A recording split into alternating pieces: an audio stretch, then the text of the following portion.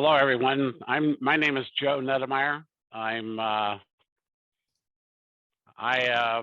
working with Michael Hagenhoff and Larry Portion to put together a book that talks about the experiences and the lives of members of the McBride Hall of Fame.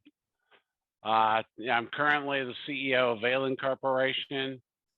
My wife, Jane, and I joined with the McBride Legacy Scholarship Committee 10 years ago to create funds to help young men who wanted to receive a Marianist education at Chaminade High School get some financial assistance. We've had a great deal of success, but we also feel that we'll leave it at that. We've had a great deal of success, and we continue to find ways that we can help young men get a Marianist-based Catholic education. Wonderful. Well said, Joe. And could you share with us what's your purpose for doing this book project, and what are you hoping to achieve with the outcome of this? One of the challenges I see in modern society is I see the destruction of community. And, I've had firsthand observation of government trying to fix things. And I've also had the firsthand experience of living within the Catholic community of St. Louis and their commitment to my generation to provide to us the opportunity to get an excellent education. And there's no longer that dialogue that is not only the verbal dialogue, the intergenerational discussion, but more importantly, I don't see the examples being cited that are really the foundational examples of success.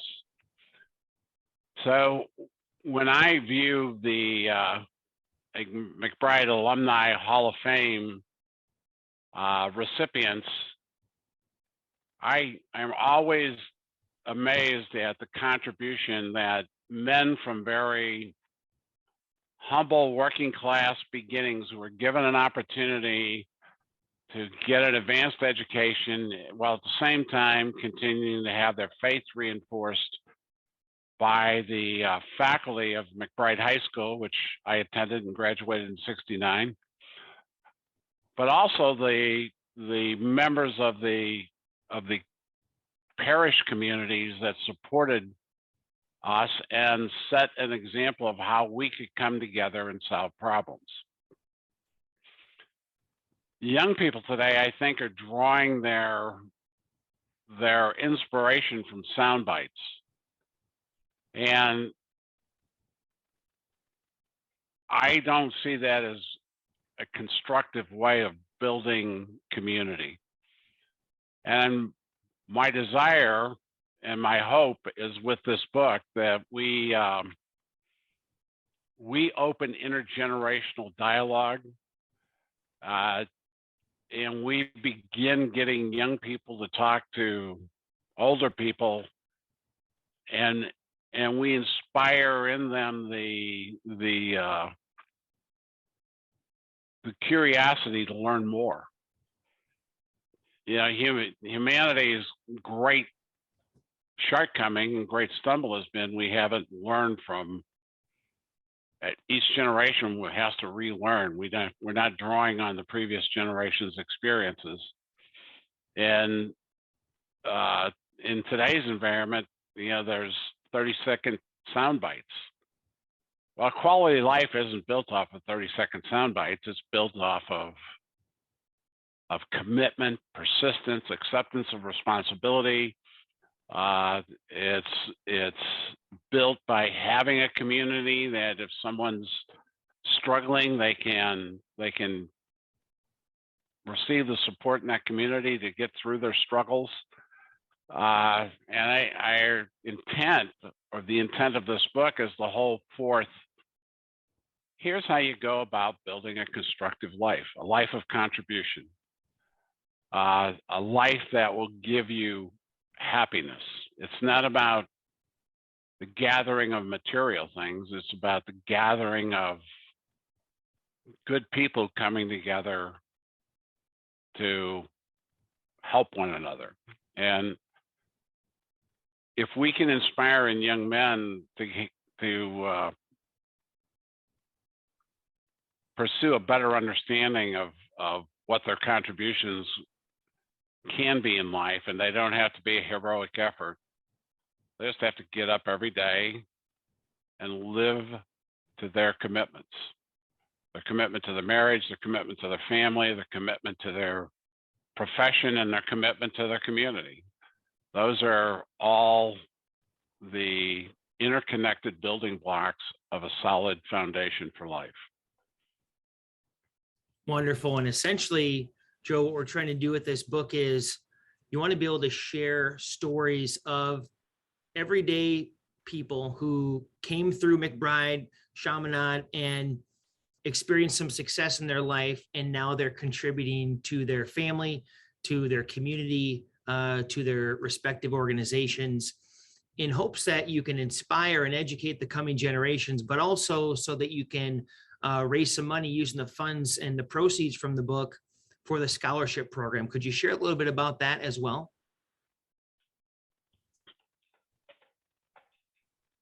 You know, what I see today is we hold forth that the great measurement of success is material accumulation. And yet I see people very frustrated in life because they've accumulated material things, but they have not accumulated satisfaction. And what we're trying to do is three things. We have the overreaching goal to provide financial support to young men whose families would like to have their son receive a Catholic education. We have we want to equip those young men with the technical skills they need to be successful in life. But more importantly, we want to equip them with a moral compass. It doesn't ensure that they're always going to do the right thing, but if they know what the right thing to do is, the probability of that happening increases dramatically. And that's what this is all about. And I think the other important thing is, by telling the stories of men who not only gathered those technical skills, went in the world, used them, made a contribution with them, while also in doing it within the moral compass that was provided to us of love one another. It's important. And love isn't an exclamation. Love is an action. And I really think it would be an excellent opportunity for us to, in our own way, provide a message of mentorship. Don't listen to all the noise. Just look at yourself and see what you can do to contribute. See what you can do to be a better person. You're not in a race with somebody else. You're only in a race with yourself. And when I read the stories, I see individual stories that were like me when we got out of high school at the age of 18. Thought I knew a whole lot, and now I've realized 50 years later I knew very little. But I had that foundation. I had that structure. I had that guiding influence in my life. And it would have been very easy for me to move from doing impulsive things that give me satisfaction in the moment. But that wasn't the purpose. I was educated, and not only educated by my church, educated by my family, and then I had that education reinforced by the priests and brothers of McBride High School. And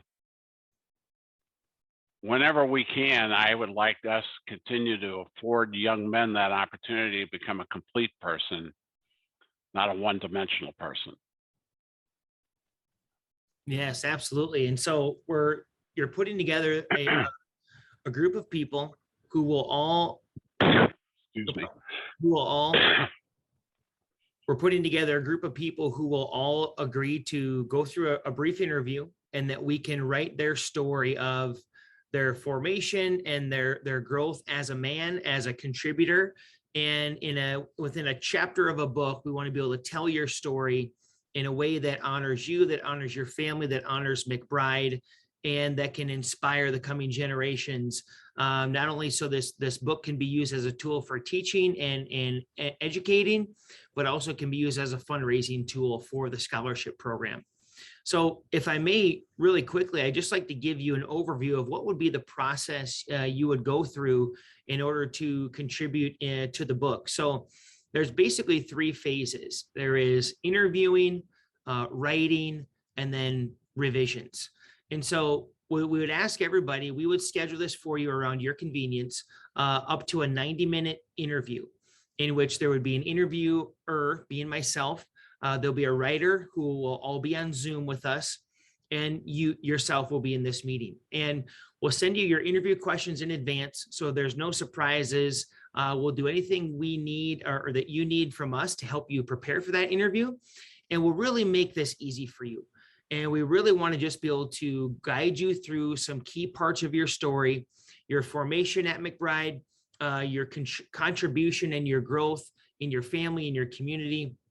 And then in hopes of story is a really universal language, and your story will teach young people, and it'll also hopefully be used by the book to increase funding to the scholarship. So there's the interviewing phase that we'll make really easy. Once the interview is done, then we go and we do the writing for you. So we have professional interviewers, writers, and editors. We'll write your story for you. We'll encapsulate it in a chapter in the book. And then for the final part, we'll give it back to you for your review. That way you have autonomy, and you can approve or suggest any changes you'd like to see in your story and your personal narrative. And then we'll put it in the form of a book. The book will be available on Amazon in a Kindle edition, softcover and hardcover. And again, all funds, all proceeds will go straight to the scholarship program in order to provide more people with the opportunity. So Joe, I'd love to wrap up by asking you, what's the biggest goal you hope to achieve with this project? And if you would end with, what is our ask for today for this video? What I would like for people to understand is that it is communities make things move forward in a positive manner. And it takes so many different disciplines to make that happen. And I think that's what's intriguing about the stories we're asking people to be. We have